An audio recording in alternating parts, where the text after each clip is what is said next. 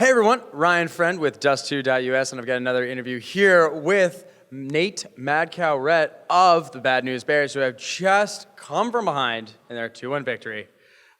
How are you feeling? That was a little bit of a nail biter there. Things were getting a little nervous. What's going through your mind?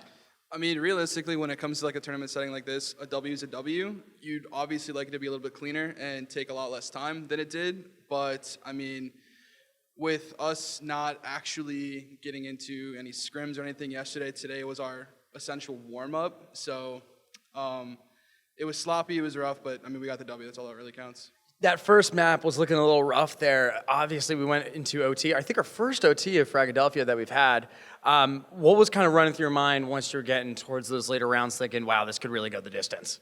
So realistically, it was a lot of things where we have specific things that we transition into when stuff breaks down in rounds, and we weren't really doing those things. It was a lot of overcompensation on a couple players' parts, and then a lot of things that were happening where it was just one guy on their team would make a ridiculous play, get a 2 or 3K, and just blow up in the round, and then it got really sloppy, and towards the end of it, I'm like, okay, wow, they're really doing some good things and shooting back. So it's just, I don't know, it was tough because a lot of close rounds that came down, it was mostly going their way in the beginning, especially on Mirage, kind of on Nuke, and honestly a lot of times on Inferno too. They just had a lot of really close rounds that came out towards them, but it was a grinder of a match.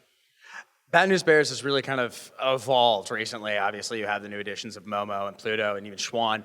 How is that, and I know that you've been on the team for a while, so how has the evolution in those now new inclusions kind of changed the team dynamic in the way that you guys play?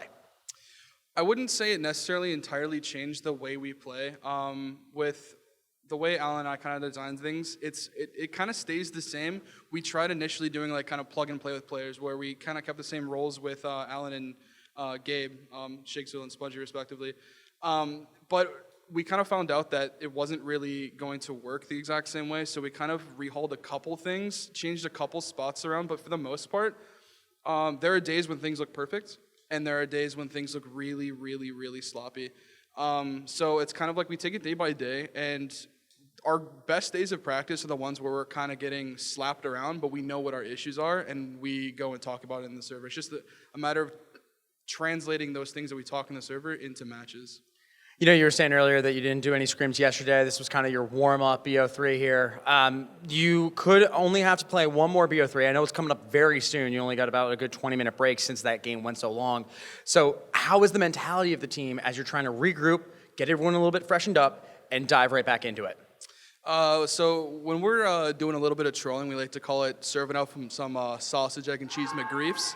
So we served plenty of those earlier. Everybody should be full. You know, going into the next match, we just gotta focus up a little bit, and we should be able to beat these guys. Realistically, we beat them before plenty of times. I know they just kind of shook up their roster a little bit, brought in Sneaky. I think he's gonna be calling. I know he's opping for sure. So it'll be a different beast. He's always been a really good player, and he's tough to play against because he plays the game fundamentally sound. So we're gonna have to. So especially if he's calling, they're not going to be doing like super puggy stuff based on like what we just played against. So I don't know. I'm hoping all of our griefs are out of the way, and I'm hoping that we start filling in the blanks when Alan calls things and actually get like to where we're supposed to be as a team and how we operate. All right, so one more question before I let you go. It seems a little shaky at first. There are some really good teams here. We see Apex Rebels have been absolutely dominating the competition. Team 1, obviously, always a very strong contender. Where do you see yourself in the mix of these top 4, top 5 teams? I mean, when we're not trolling and we're doing things that we've talked about and we've done it and we're doing it really well, we're right there with every single team here. But the thing is we can't play down to our opponents and we can't play to the level they're at. We need to play at our level and what we're capable of, and we'll be fine. All right.